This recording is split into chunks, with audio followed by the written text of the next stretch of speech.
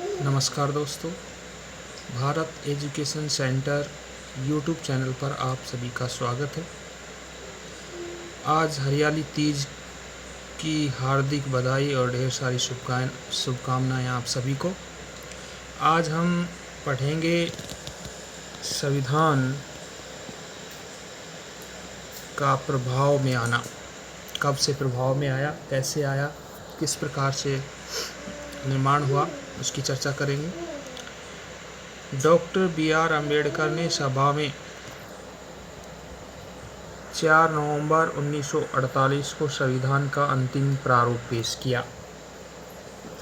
इस बार संविधान पहली बार पढ़ा गया। जो संविधान था उसको पहली बार 4 नवंबर 1948 को पढ़ा गया। सभा में इस पर 5 दिन 9 नवंबर 1949 तक आम चर्चा हुई। संविधान पर दूसरी बार 15 नवंबर 1948 से विचार होना शुरू हुआ। इसमें संविधान पर खंडवार विचार किया गया। यह कार्य 17 अक्टूबर 1949 तक चला। इस अवधि में कम से कम 7,653 संशोधन प्रस्ताव आए कि ये संशोधन किए जाने चाहिए, जिनमें वास्तव में 2,473 पर ही सभा में चर्चा हुई थी। संविधान पर तीसरी बार 14 नवंबर 1949 से विचार होना शुरू हुआ। Doctor B.R. अम्बेडकर ने the constitution as settled by the assembly be passed प्रस्ताव पेश किया। संविधान के प्रारूप पर पेश इस प्रस्ताव को 26 नवंबर 1949 को पारित घोषित कर दिया गया और इस पर अध्यक्ष व सदस्यों के हस्ताक्षर लिए गए। सभा में कुल 299 सदस्यों में से उस दिन केवल 284 सदस्य उपस्थित थे जिन्होंने संविधान पर हस्ताक्षर किए। तो क्वेश्चन पुटअप हो सकता है कि संविधान पर कितने सदस्यों ने हस्ताक्षर किए थे, कितने व्यक्तियों ने हस्ताक्षर किए थे। 284 सदस्यों ने हस्ताक्षर किए थे। संविधान की प्रस्तावना में 26 नवंबर 1949 का उल्लेख उस दिन के रूप में किया गया है जिस दिन भारत के लोगों ने सभा में संविधान को अपनाया, लागू किया व स्वयं को संविधान सौंपा। 26 नवंबर 1949 को अपनाए गए संविधान में प्रस्तावना 395 अनुच्छेद और 8 अनुसूचियाँ थी। प्रस्तावना को पूरे संविधान को लागू करने के बाद लागू किया गया, यानी सबसे अंतिम में प्रस्तावना को लागू किया गया। ये ध्यान रखना है, पहले संविधान लागू हुआ और उसके बाद प्रस्तावना लागू हुई।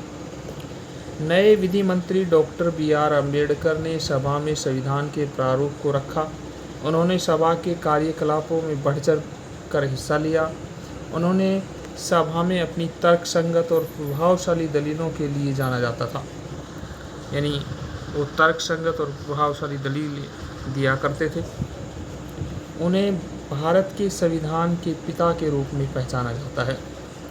इस महान लेखक, संविधान विशेषज्ञ, अनुसूचित जातियों के निर्विवाद नेता और भारत के संविधान के प्रमुख शिल्पकार को आधुनिक मनु की संज्ञा भी दी जाती है। अब कुछ फैक्ट की चर्चा कर लेते हैं। कुछ ऐसे फैक्ट जो अनजाने हैं, हमें पढ़ने को नहीं मिलते हैं, उनकी चर्चा कर लेते हैं।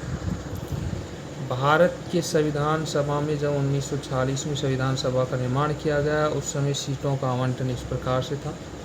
ब्रिटिश भारतीय प्रांतों की जो सीटें थी वो 292, ध्यान रखना है।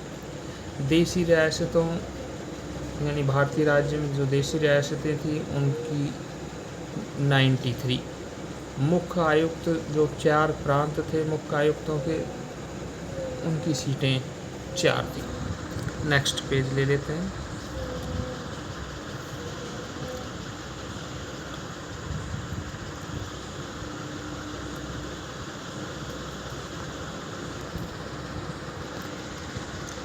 देखिए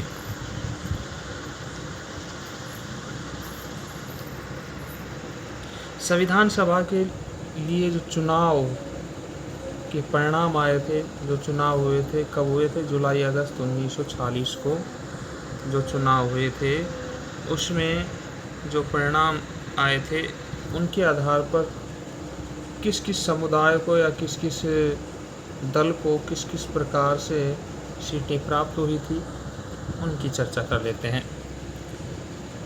कांग्रेस को 208 सीटें प्राप्त हुई थी, मुस्लिम लीग को 73 सीटें, यूनियनिस्ट मुस्लिम जो थी उसको 1 सीट, यूनियनिस्ट पार्टी को 1 सीट, यूनियनिस्ट शेड्यूल जो कास्ट थी उसको भी 1 सीट प्राप्त हुई थी, कृषक प्रजा पार्टी को 1 सीट, शेड्यूल कास्ट फेडरेशन एक दल था उसको भी 1 सीट प्राप्त हुई थी, सिख जो एक की नॉन कांग्रेस व्यक्ति था उसे भी 1 सीट प्राप्त हुई थी, कम्युनिस्ट पार्टी को भी 1 सीट प्राप्त हुई थी, इंडिपेंडेंस यानी जो स्वतंत्र व्यक्तित्व थे वो 8 थे, और टोटल मिला के सीटों की संख्या थी 296 सीटों की संख्या थी। संविधान सभा 1940 में समुदाय आधारित क्या क्या प्रतिनिधित्व था, समुदाय पे आधारित कितनी कितनी सीटें किस किस वर्ग के पास थी, उसकी चर्चा कर लेते हैं। हिंदू धर्म को समुदाय को जो सीटें प्राप्त हुई थी वो 163,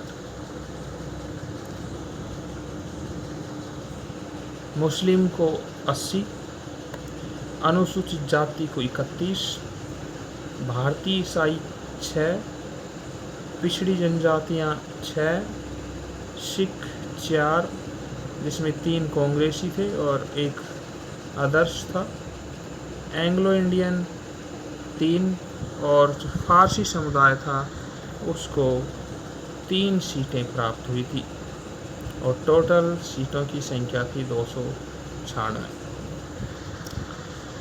कल फिर मिलेंगे कुछ संविधान की और महत्वपूर्ण जानकारियों के साथ। तब तक के लिए नमस्कार।